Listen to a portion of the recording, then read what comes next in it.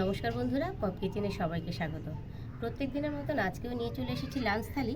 তাতে রেখেছি আমি আজকে জিরা রাইস, সাথে দিয়ে দিয়েছি আমি লেবু আর কাঁচা লঙ্কা, আর এই পাশে রেখে দিয়েছি আমি স্যালাড। তাতে রয়েছে টমেটো, পেঁয়াজ আর এটা হচ্ছে ধনেপাতার চাটনি, রসুন কাঁচা লঙ্কা দিয়ে বাটা হয়েছে, সঙ্গে রয়েছে সর্ষের তেল।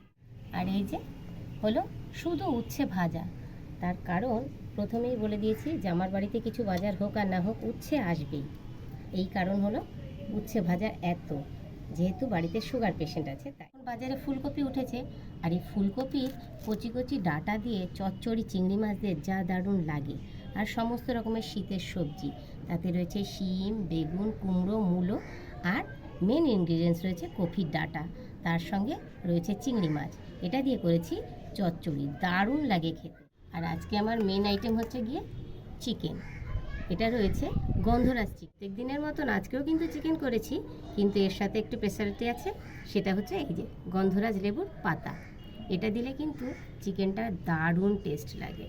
বন্ধুরা, আজকের লাঞ্চ থালি আমার কেমন লাগলো অবশ্যই কমেন্টসে জানাবেন, আর ভালো লাগলে লাইক, শেয়ার, সাবস্ক্রাইব করে আমার পাশে থাকবেন।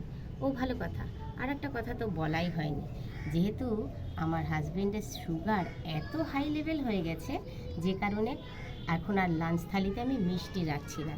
তার কারণ মিষ্টিটা রাখলে আমাদের সত্যি খেতে কষ্ট হয় তাকে না দিয়ে। সে খাবে না অথচ আমরা খাবো, কেমন লাগে?